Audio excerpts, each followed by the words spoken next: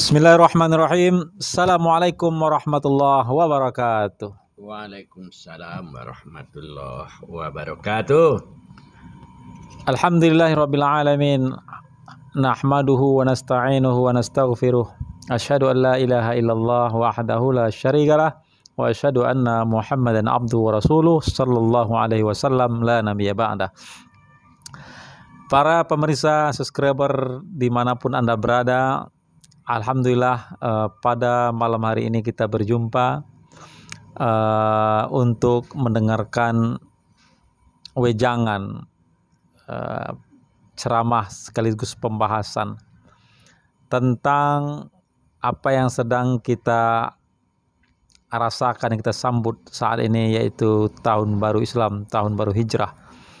Jadi bagaimana nanti pembahasan dari Buya kita, Buya Ibnu Aqil Degani, tentang sejarah tahun baru Islam dan apa sikap kita untuk terus mensyiarkan agama Allah Subhanahu wa taala dalam berbagai momen-momen yang kita harapkan semuanya adalah keberkahan dan perjuangan. Amin ya rabbal alamin. Baiklah, sekarang langsung kita minta kepada beliau untuk memberi penjelasan dan pencerahan tentang tahun baru Islam. Kepada Buya kami persilakan. Terima kasih kepada Ustadz Badris yang insya Allah dicintai oleh Allah Subhanahu wa taala. Beliau bertanya tentang tahun baru Islam, apa yang kita sebut tahun baru hijrah Nabi Shallallahu Alaihi Wasallam. Ketika saya masih kecil, tahun hijrah itu sudah dilakukan dan dikerjakan oleh umat Islam di mana-mana dengan penuh semangat. Allahu Akbar. Dan itu sudah berlangsung ya sudah lama sekali ya. Tidak tahu kita lagi entah kapan kan. Tapi pada hari ini kelihatannya agak mulai redup ini saya. Mendingin. Agak mendingin ya. Biasanya ini contohnya ini, ketika saya masih muda-muda dulu, ketika tahun baru itu banyak undangan datang, dan orang sangat ramai, antusias, dan bermacam-macam acara dilakukan. Tapi hari ini kelihatannya saya memang sudah dalam tahun baru ini udah 2 kali ini tabligh akbar kan. Tapi dibandingkan dengan lain kan kelihatannya kan nggak seperti itu kan. Tidak semarak lagi. Dan kita melihat sepi-sepi aja kan. Tetapi kalau bicara soal kalender Cina atau tahun baru Cina misalnya, atau tahun baru Masehi, itu malah ditunggu-tunggu dari sore sampai pagi kan. Tapi masalah tahun baru Islam atau tahun baru hijrah, ada kelihatannya kurang bergairah atau kurang bersemangat. Barangkali itu yang nampak oleh saya, Ustaz.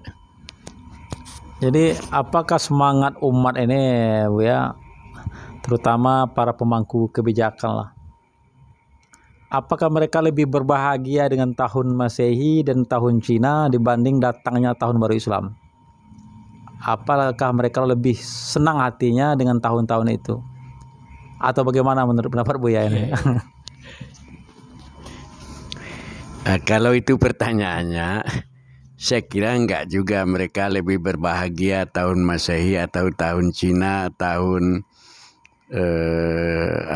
tahun baru India, tahun baru Saka, atau tahun baru Jepang dan sebagainya kan. Tapi bagaimanapun kita harus memahami bahwa tahun baru hijrah ini, kalau kita lihat dalam konteks sejarah, ini luar biasa ini, Ustaz. Karena tahun baru hijrah ini adalah hasil dari upaya tokoh-tokoh, katakanlah itu para sahabat besar kan, Nah, di dalam sejarah itu kita mengenal bahwa peringatan tahun baru itu kan sebelumnya kan memang belum ada. Artinya kita menunggu-nunggu untuk tahun baru itu kan memang nggak ada kan. Tapi setelah beberapa orang sahabat memikirkan atau merenungkan, kok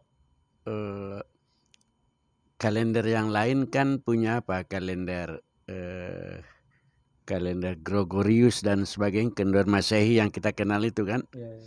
Mereka mempunyai tahun berapa, kan gitu kan. Nah, sementara umat Islam waktu itu yang ada baru tanggal dan bulan, nggak ada tahunnya. Maka rapatlah para sahabat besar, diantaranya Abu Bakar As-Siddiq sebagai khalifah, kemudian Umar bin Khattab, kemudian Zubair bin Awam, Ali bin Abi Thalib, dan seterusnya. Maka disepakatilah memang kalender hijrah itu ditetapkan sebagai kalender resmi yang penghitungan tahunannya itu sudah jelas, yaitu pada tanggal 1 Muharram. Jadi kalau ada yang ragu dan sebagainya, itu jelas bahwa kalender hijrah itu adalah berbasis syariah. Artinya berbasis ijma' para sahabat. Nah, itu artinya sahabat sepakat itu tentang kalender hijrah ini. Silakan. Jadi sebagaimana yang Buya jelaskan tadi, riwayat untuk tahun hijrah, tahun Islam ini sudah jelas, sumbernya sudah jelas. Tetapi kenapa sumber sudah jelas, Buya? Kenapa juga lemah semangat umat saat ini untuk mensemarakkan, mengisi kegiatan-kegiatan awal tahun baru Islam ini tahun 1400 berapa sekarang? 46 Hijriah. 1446 Hijrah ini. Apakah ini penyebabnya karena adanya pendapat-pendapat? Nah, ini pendapat-pendapat yang kadang muncul tengah masyarakat bahwa memperingati tahun baru Islam ini bid'ah. Nah, apakah ini pengaruh-pengaruh daripada kawan-kawan atau siapalah yang merasa ilmunya lebih atau pendapatnya yang berbeda, atau ijtihad baru sehingga syiar Islam Muharram ini tidak bisa semarak lagi, Bu ya? Saya kira enggak seperti itu. Tidak ada orang yang mengatakan bahwa peringatan tahun baru Islam itu atau tahun hijrah itu kan bid'ah. Enggak ada kan. Kalaupun ada yang mengatakan seperti itu bahasa awaknya tabalik kaji. Itu tabalik kaji kan. Tapi orang yang belajar agama secara sungguh-sungguh, kemudian mendalami sejarah, terutama sejarah hijrah itu sendiri, mereka akan menyadari pentingnya peristiwa hijrah ini. Jadi kalau ada yang mengatakan sekarang ini semangat untuk memperingati tahun baru karena ada ini kelompok-kelompok yang mengatakan itu bid'ah dan sebagainya. Ini kalau ada yang seperti itu orang tabalik kaji. Perlu kita luruskan bahwa tahun baru itu kan peninggalan umat Islam itu. Peninggalan sejarah, dan sebenarnya sudah dirintis oleh Rasulullah ketika menetapkan tahun atau bahwa 1 tahun itu kan ada dalam ayat 1 tahun 12 bulan kan. Nah, kemudian ada pemberian nama yang memang sudah ada sebelumnya: Muharram, Safar, Rabiul Awal, Rabiul Akhir, Jumadil Awal, Jumadil Akhir, Rajab, Sa'ban, kemudian Ramadan, Syawal, Zulqa'dah, dan Zulhijjah. Nah, 1 tahun itu di dalam ayat dikatakan 1 tahun itu kan 12 bulan. Nah, di dalam hadis dikatakan 1 bulan itu ada yang 29 hari, ada yang 30 hari. Nah, ini perhitungan kalender. Nah, dengan ditetapkannya oleh para sahabat bahwa tahun umat Islam ditetapkan adalah tahun hijrah, itu artinya berbasis syariah. Karena ini adalah bagian dari penerapan apa yang dirintis oleh Rasulullah dalam perhitungan tahunan itu dan apa yang menjadi ijma para sahabat. Nah, berdasarkan ijtihad sahabat-sahabat besar, di mana sahabat-sahabat besar itu seperti yang kita sebutkan tadi, ada Umar bin Khattab, ada Ali bin Abi Thalib, ada Zubair bin Awam dan sebagainya itu. Ada Tolhah dan Utsman bin Affan. Ini menunjukkan bahwa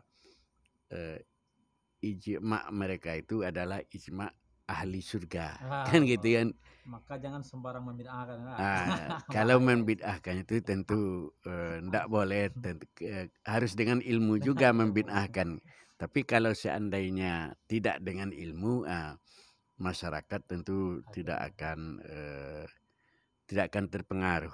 Nah, lalu kenapa tadi ada kurang semangat gitu kan? Ini tentu banyak faktornya. Ada faktor anggaran kurang. Nah, bisa jadi anggaran kurang. Nah, dulu di zaman wali kota Padang, nah kan wali kota Padang siapa namanya itu kan? Nah, yang lama itu luar biasa itu. Di Masjid Nurul Iman kan, besar-besaran. Nah, tapi sekarang kelihatannya apakah anggaran yang kurang dari segi pemerintah dan atau sebagainya, kurang, atau semangat yang kurang, atau memang ada yang takut orang ini bid'ah pula ini ya. Tapi saya kira itu enggak. Nah, itu Ustaz. Jadi sudah jelas berarti tidak bid'ah. Kalau ada yang mengatakan bid'ah, berarti dia wajib tanggung jawab besok dunia akhirat tuh. Dalilnya jelas ini dari sahabat Nabi. Kemudian Ustaz kita membahas tentang nilai-nilai hijrah ini. Jadi berdasarkan dari firman Allah Subhanahu wa taala dalam surah Al-Baqarah ayat 218 insyaallah. Bismillahirrahmanirrahim. Innal ladzina amanu wa hajaru wa jahadu fi sabilillah ulaika yarjuna rahmatallah wallahu ghafurur rahim. Jadi minta Ustadz jelaskanlah ayat ini bagaimana hubungannya dengan semangat tahun baru Islam kita ini dan apa yang perlu kita lakukan. Seperti yang Ustadz sampaikan tadi, bahwa hijrah itu adalah sebuah fenomena yang sangat historis. Nah, di mana Rasulullah Shallallahu Alaihi Wasallam pergi hijrah disebabkan oleh beberapa hal. Pertama sekali tantangan terhadap dakwah kan memang sangat besar waktu itu, di mana umat Islam banyak yang dimusuhi, kemudian dihina dan sebagainya. Sampai-sampai mereka itu ada yang terpaksa hijrah secara mandiri, termasuk ke Ethiopia. Ke Habsah namanya kalau dalam sejarah kan. Ke Afrika. Dalam saat itu perjuangan umat Islam itu sangat dalam keadaan sulit. Sehingga dikenallah dengan nama tahun duka cita. Nah, di mana pada tahun duka cita itu pendukung setia Nabi Sallallahu Alaihi Wasallam ada sebagiannya yang sudah meninggal. Di antaranya adalah Khadijah, Siti Khadijah. Kita menyebutnya Siti Khadijah kan. Sayyidati Khadijah radhiyallahu anha. Beliau itu meninggal, tentu Rasulullah bersedih kan. Kemudian meninggal pula berbarengan dengan itu tidak manakah yang dahulu atau paman beliau atau Khadijah. Tapi yang jelas paman beliau itu juga sudah pergi. Sehingga Rasulullah tentu kehilangan tokoh-tokoh yang biasanya menjadi backingan. Kalau di Minang kan backingan kita sebutkan, ini backingannya, ini dukungannya. Artinya pendukung kuat yang disegani oleh masyarakat. Kan diantaranya paman beliau misalnya Abi Talib kan. Di mana paman beliau itu walaupun beliau belum beriman, tapi beliau memberikan dukungan yang luar biasa kepada Rasulullah. Sehingga dukungan ini dampaknya sangat luas. Orang Makkah ketika Abi Talib masih hidup, itu tidak bisa semena-mena segan dengan Abi Talib. Tetapi ketika beliau sudah meninggal, sudah lancang orang kafir kan, orang Quraisy dengan memaki beliau dan sebagainya, memberikan olok-olokan, malah sampai membuang tahi onta ke kepala beliau kan, sedang sholat. Jadi ini adalah kondisi sebelum Rasulullah hijrah. Di saat yang sama umat Islam sebagian besar kan para dhaif, mustad'ifin ya. Orang-orang yang lemah sebagiannya, yang tidak bisa menolong baik secara ekonomi ataupun yang secara kekuatan pengaruh dan sebagainya. Barulah setelah Umar bin Khattab hijrah, maka muncullah kekuatan atau percaya diri dari para sahabat, sehingga sahabat-sahabat yang pergi hijrah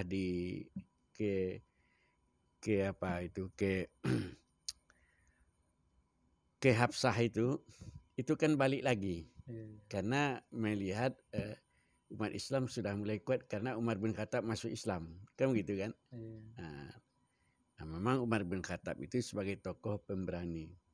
Ketika dia pergi hijrah, dia memberikan pengumuman, saya Umar bin Khattab akan pindah dari negeri ini ke Yasrib.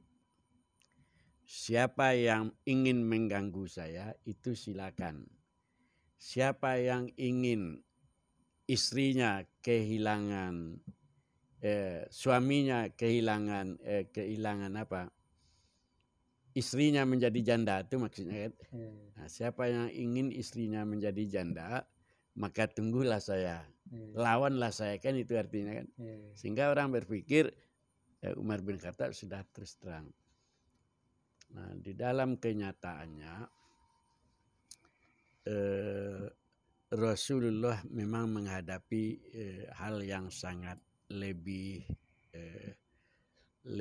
sulit lagi kan, sehingga beliau pergi hijrah dengan sahabat beliau Abu Bakar As-Siddiq. Nah, ini udah dikenal dalam sejarah kan. Intinya Rasulullah pergi hijrah dengan cara-cara atau tantangan yang dilakukan oleh orang kufar itu sangat miris dan sangat menyayat hati, di mana Rasulullah beberapa waktu sebelum beliau berangkat, beliau kan akan dikepung, baik hidup maupun mati, kan gitu kan. Nah, siapa yang berhasil membunuh Rasulullah itu diberi hadiah besar. Nah, tapi akhirnya Rasulullah diselamatkan, dan teman yang bersama Rasulullah adalah teman tercinta beliau, Abu Bakar As-Siddiq. Nah, jadi saudaraku, bagi kaum muslimin peristiwa hijrah itu dianggap peristiwa yang sangat besar dan sangat agung sekali. Sehingga ketika